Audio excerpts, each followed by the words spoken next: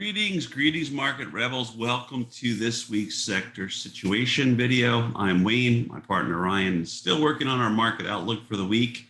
That'll be coming out later today. It is Sunday, October 16th, 2022. Just a little bit after, I think, 11 a.m. So we'll get started here, get our stuff taken care of in terms of disclaimers and also our trusty intellectual property rights notice. There it is there as well. So please respect those. And now we can get started on this. So let me minimize that.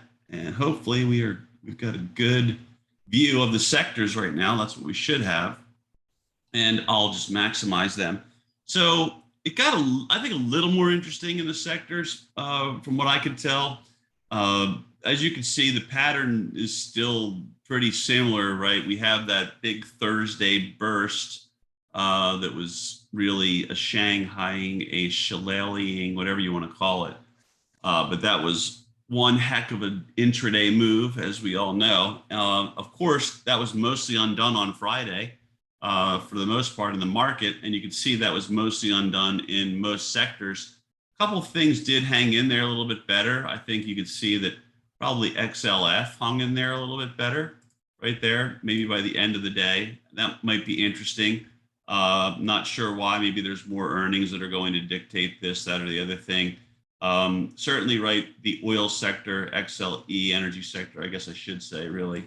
But energy, that also had its own thing going on, higher low, maybe, right, maybe a breakout outside of this triangulation that was going on there. So we'll have to wait and see on that. But you know, you all know, if you're market rebels, you've been with us for a long time, you know, Ryan and I were willing to basically go level to level. So if this does take out those highs, that's obviously a good sign, I think, for most technicians, chartists, but certainly, right, that's what we would then look at and say, all right, well, it's breaking out. Let's give it the benefit of the doubt as of right now, unless there's some other technical signs that are really concerning. But just keeping it simple, we go with it, right? And if it doesn't break out above there and close above there, ideally, then, you know, you could treat this as possibly breaking out or possibly luring folks in. I always try to tell folks when I can to look at it both ways until it proves itself, because there's really good opportunities on false breakouts and false breakdowns as well, as long as you don't psychologically buy in too deeply and have too much conviction, and you're able to remain nimble, I think the way short-term traders should, then you can trade maybe one side initially and then trade the other side subsequent to that if the first breakout attempt wasn't working and you think it's going to be a trap. So just different ways to think about it, but very similar across the board. It's been the same story. We've talked about that. I did add some a little RSI label here that I've got on other grids, but decided just to get them on there for us at this point, may as well. Usually I'm looking at these bigger picture with an individual chart and noting RSI, but I just thought it would be maybe a little more convenient this way. And you can see that some things are technically oversold already. Real estate sector, utilities are there as well, very close on discretionary. But staples have fared a little better in that regard, and so have many other sectors. So that, again, dual-sided situation where if you're not there yet, that means, right, there's more room to go to get there. And at the same time, if they're not oversold or not close to oversold, they may be on the way to improving. But if you look at macro measure, the other video we do each week, and I'm still leaning with the trend. I think the trend has been down. I think that you've got to stick with that, just like you would a bullish trend, and give the benefit of the doubt to the bears. But let's not forget that we are on the 16th of October. We're basically a week away from the final third of the month, roughly speaking, in terms of later this week. And that's typically when the good seasonality about October kicks in. So it normally finishes out strongly, and then you have some good performance. And we've included that midterm election graphic and what happens in midterm years before. So I think we did that last week. Ryan may have it in this week as well. But the point is that you typically do see better performance as October closes out into November, through November into the middle of December. Now that's the seasonality playbook. The market has, I think, stuck with that to a large degree this year. I don't think it's served you very poorly. It might not have served you perfectly, but overall, I think it's served you well. So that would be a consideration. Going back to it though, I just don't think without some sort of a changeover, a big news driver, something, a big switch somewhere, that this really legitimately has a chance to improve. I'm not talking about that we can't get a relief rally that's significant that we can trade. I just mean, how does this sort of negative spiral that we're stuck in, how does that really improve under the circumstances? And I think without the Fed, so-called Fed pivot, I don't see that happening really myself. I feel as though that's probably the biggest thing. I think I made this point in macro measure that, with stocks and bonds getting pretty much rocked, yields are inverse to bond prices. And, that's just been, both areas, right, have gotten smoked. And that's pretty bad. That's just telling you that there's really nowhere to hide. People are really, concerned in a way about holding anything. And that's not typically the case. So kind of a different thing there. We've talked about the dollar. We've talked about the 10-year macro measure, the VIX, and so on and so forth. So what I'd like to do now really is just highlight a few sectors on a little bit bigger of a chart. And one of those that we don't always cover is this XBI. And this is hanging in there, right? We all know, let's just for reference, let me pull up the SPY. And one of the big things I talked about in macro measure is that these index ETFs, major index ETFs, are below their 200-week or threaten to go below their 200-week moving average and that's the purple line right there. And that's a big deal. That doesn't really happen that often, that you get slammed below there and then you just keep going. But unfortunately, the fibs, the next fib level, it kind of dovetails. There's a few other support levels on the way down there.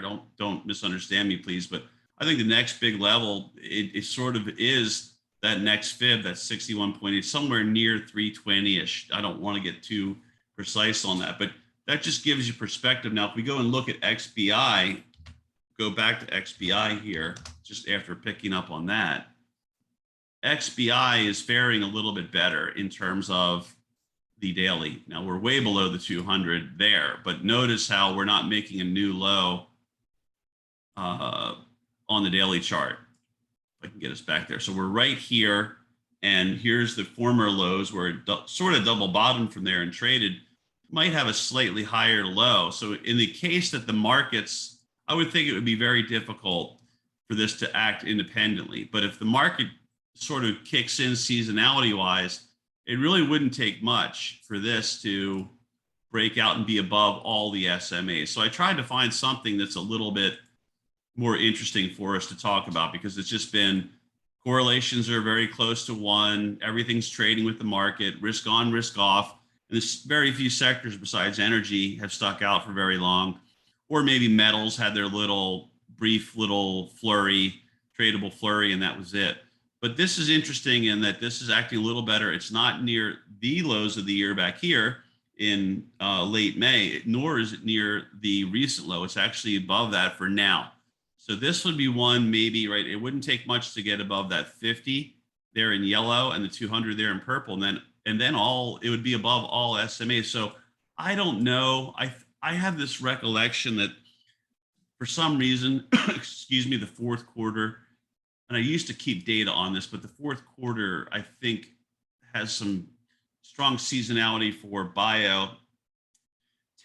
So that could be interesting. Again, more of a keep it in mind just in case this starts to improve. RSI is better than it was here.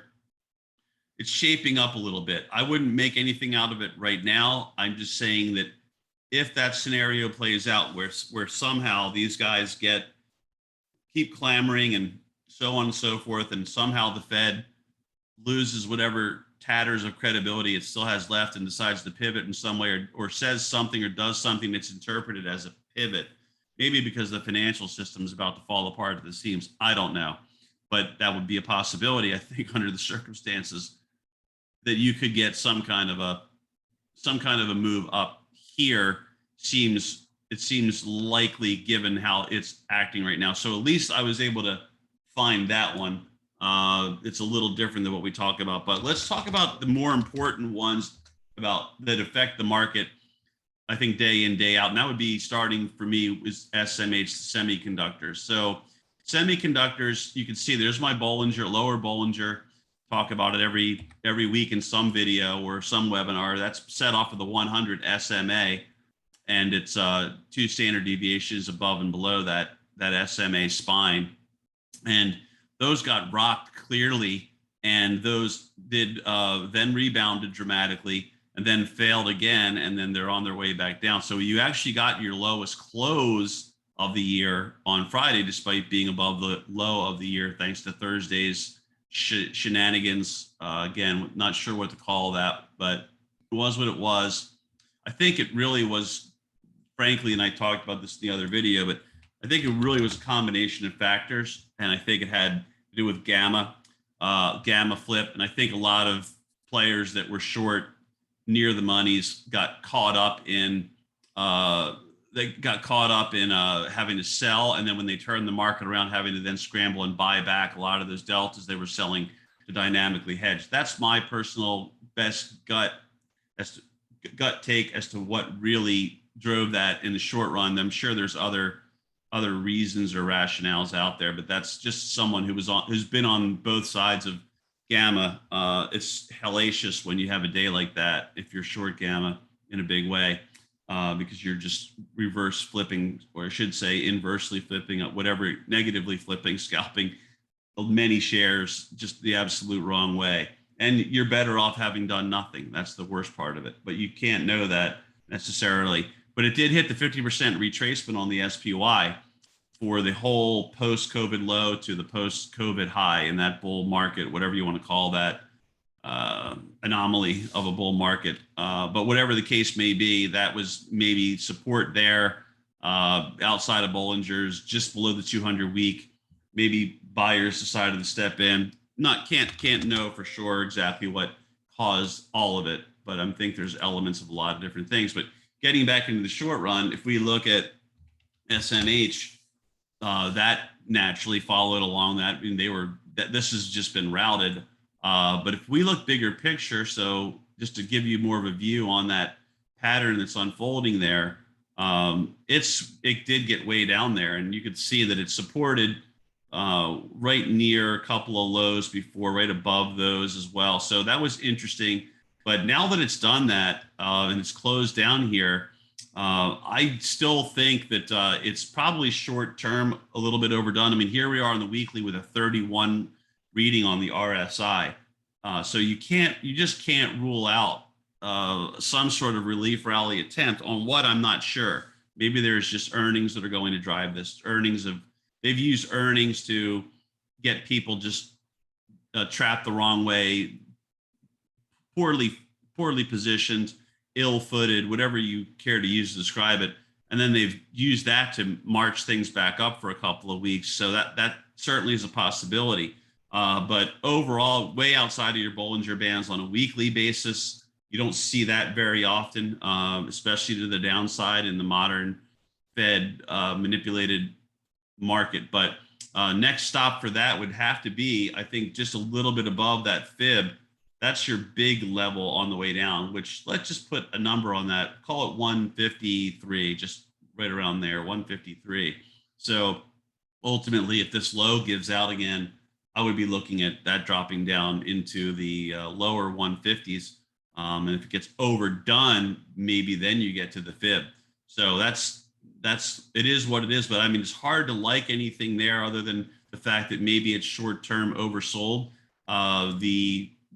And you're looking for some kind of a trampoline bounce quickly that could be earnings induced, or I don't know. I don't know how that really happens, but again, Wall Street, it doesn't need much more than a mild breeze to be induced to buy stocks that are significantly cheaper than they once were, and that would include SMH components. Another thing we can look at is housing. I talked about some of these things that are related to this, like bond ETFs and real estate ETFs, and housing reversed pretty hard. It's back towards recent lows, not at the lows, but that did reverse pretty hard on Friday. I think that makes sense to me. I think the market's gotten, basically, it's been a shock to the real estate market what's happened here. It's put so many things out of the reach of home buyers. The higher prices due to inflation, the monthly payments due to the interest rate surge, which I talked about in macro measure, how we've really this year 10-year yield is more than doubled by far, right? That's just a big shock to the system for something that's so dependent upon financing. I think there's early innings of ugliness there personally, and I hate to say that, but I don't think that gets resolved anytime soon. I wish that weren't the case, and I hope to be dead wrong about that. But if I'm even remotely close to the real answer, there's a lot more to go there still, and these lows could give way. And don't forget, there's a gap back here on the daily charts. That's what that white oval suggests. And I noted this in macro measure that some gaps that look like they'll never be filled, when you get into a situation like we're in, that could unfortunately metastasize into something that threatens the system like we had way back when, for a variety of reasons. When you get this kind of systemic risk and then counterparty risk starts to turn into systemic risk, I think things are going to start to show up where the cracks are forming, and it becomes a panic soon if this trend continues, because I think a lot of things have been put under pressure. I think the Fed was even doling out more money, digital money I want to say it was either Credit Suisse or the Bank of Switzerland, whatever. Doesn't really matter. The Fed getting involved there. It's not because things are great, but that's related to XHB, and that would be something like this IYR. And you can see that this has had just an atrocious performance this year. Look at that. That's just atrocious to go from closing out at about 117, and here you are. So there's some stuff happening out there. And interestingly, let's jump over to XAU, because this was what we saw recently was yet another breakout attempt that failed. And I hate to say that, because if you got long it or anything like that, but I'm happy even though I am long, because I'm positioned really more as a hedge for the long term. And I want to see this get even cheaper so I can just really acquire more physical in these two, gold, silver, and platinum. So that's where I'm headed with it. But that really is now back below all the SMAs. It's 40 on the RSI. I mean, I would think the way it's been acting, this high is higher than a couple of highs here. I'll give it that. But I would think it still maybe needs to try to hold this low and then go if it's going to do anything. Maybe it'll put a higher low in and start breaking out. But at this stage, I'm sticking with the trend there and hoping I'm right. And if I'm wrong, it'll find a bid and start to go sooner. But the way things are going, I mean, I'm sort of surprised that this hasn't been gobbled up more in terms of being a hedge during times like this. But look at the VIX. These things are suppressed, and if we find out later they're suppressed by the usual suspects, and the usual suspects get away with it. The usual suspects barely get a slap on the wrist in financial terms, relatively. So who knows? And who knows exactly what's going on there? But if you're new to all this stuff and you wonder how can someone say that, just start doing some internet searches and you'll see why most people should say that. It's just the case. They manipulate metals and they manipulate energy, and they also manipulate interest rates and foreign currencies, and manipulation is really the order of the day, because they've tinkered around with so much stuff and deformed how markets work for so long. In my opinion, that's what you get. You get all this need to suppress, but because you basically screwed things up. But here's a look at the November light sweet crude oil futures. This is interesting, I think, because look, it came back to the line we were working with, and now it's really make or break. If it doesn't hold here, you can even say use that 20 SMA. If that doesn't hold that 20 in light blue, right, that's probably the sign that you're in a situation that's problematic. And probably you can see this is a pretty well-defined channel. And you probably would say, oh boy, if it's not holding there, just to kind of give you an idea, probably works its way back to mid-channel. And that would be down near, let's call it, just use round number 80. So if it doesn't hold here, it's probably on its way to 80 to mid-channel. And then if it doesn't hold there, the other side of the channel. But that would that's running counter to, right, what the XLE is trying to do. XLE looks similar in some ways, but this has been struggling more than XLE. The CXLE sort of looks a little bit better, but overall, that even backed off, right? The oil futures even backed off. So let's take a look at. Oh, and I know what I wanted to do. I wanted to look at. Here's, I think copper futures should come up. We started looking at this just to, as people say, good old Dr. Copper, but I think it's just telling you, right, that there's nothing special happening out there in terms of demand for copper, which is an important metal in that sense, that it's required for a lot of different things, expansion of this, that, the other thing, construction of this, that, and the other thing. And you're not seeing anything special. It's hanging in there, but what do you make out of that chart? Consolidation, so hard to get excited about consolidation. I would say, look, if it starts taking out highs, you may want to put an alert that it starts moving up, maybe that high, the next high, or you could use this 100 day here just in front of that as an alert. Maybe it starts reversing. That might be a good sign, but nothing to get excited about at this very moment, I don't think, in there. And then this is what I wanted to kind of bring in with the old XHB. So let's refresh quickly on XHB. And on XHB, this is where things are. So just try to remember that as we go over to lumber. And lumber, remember, that's obviously a big component. Let's try to get the random length lumber and let's see if it gives us these futures. Nope, that's the old one. I have to put a date on it or it won't let me. Let me see if I can get that to work for us. Because I think when I looked at this in preparation, where is November? There we go. Let's just take a look at November. This is a little bit better here, but not, this is sort of hung in there to an extent, but not quite there in terms of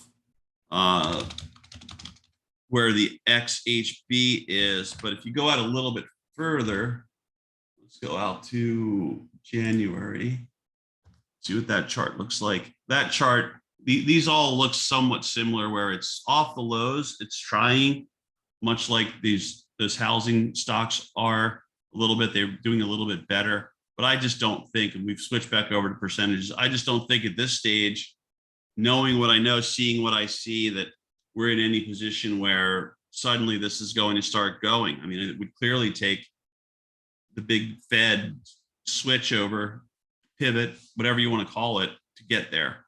And I don't think, to me, that just does not look like it's that Fed thing I'm discussing, the Fed pivot. I don't think that's going to get there. So I'm more on the other side of that. So having noted all that, right, there's only a few sectors that stick out for us right now. Energy's been that sector. So there might be something there if you're looking to trade alongside, maybe, right? That's still even in question. Everything else is similar on this particular grid. Mostly everything is similar and not looking that good overall. But some things have gotten oversold, some aren't there yet. You're below your 200 on some week moving average on your major index ETFs, and a lot of the big stuff like real estate and bonds are also just getting smashed. XBI probably maybe a place to look. We're going to note that, but overall, I still think I'm going to stick with the trend and still think that we need some kind of a really couple of ugly, well, I should say really a few days of ugliness in a row that would drop the market, drop these sectors, get some kind of a cathartic bounce. Doesn't have to be that way, as we all know, on news. If the news unfolds in a way that supports them sooner, then just go with the news. But in the absence of news, I think you need to see still a further drop on things, kind of more of a, at least some kind of a little washout that is a tradable, some kind of a tradable scenario that we could get into the better part of the seasonality that starts soon. And that would not be like the COVID, that would not be that COVID destruction at this point. It would be, at least be something a little bit, we get a little more time for us on this. Let's go 5-year, but it would look at least, like, let's see if we could find something that looks a little bit closer to that. Yeah, I mean, I'm talking something more like another leg that looks kind of rough like this. So one last leg that would take us down on something like SPY or whatever you want to chart that's near this correlation right now of the market. But you get that 1, 3 or 4 day final push, and it might not look as bad as the COVID lows, but it would look pretty rough. But that would give you that, I think, what you need, where people say, okay, things have been discounted so much, maybe they're over discounted, I'm putting money to work, seasonality supports me, everybody pretty much knows that, and then maybe you get something from there. But if you want to be a little more crafty about things, just drop some resistance lines across things. I think right now that dovetails nicely with the 20 there in blue and the SPY. You would probably say if the SPY works its way down or it gets near this line, and then you start seeing improvements in RSI and maybe other indicators you like to use for either momentum or just overbought, oversold, divergences, what have you. You start getting through there, maybe you can get something. Maybe you're due for something more than that. But until we get through there, through that 20-day, which it really hasn't been able to hold on to for very long, I'd still would stick with the downside and feel as though, much like I did at the end of last week, that you're due for that washout. It seemed like we were on our way to getting it on Thursday, but as we all know, right, that wasn't the case in the end. And Friday, it says maybe there's still more to go. So from there, but yeah, another tough sector situation video for us because of the lack of differentiation, the fact that we're in a bear market and mostly everything, but with the exception of very few things, it's just essentially under pressure and being sold. So hang in there, stay nimble. As I noted in macro measure, if you don't know what the collar strategy is, go learn it right away. Whether you're with Market Rebellion or on your own, it doesn't really matter. The point is that you know how to hedge yourself without having to put out very much to do it. And you can always unhedge yourself shortly thereafter if you change your mind. But the point is, you have it within your grasp that you can hedge long side trades or short side trades, really, but you certainly can hedge your long side trades without having to spend a lot and just kind of hang out and wait for some of maybe the rough stuff or the dark clouds to pass by and then unhedge from there. So stay nimble. I hope everyone's safe this week. I'll see everyone through updates and webinars and so on and so forth. And thanks for tuning in.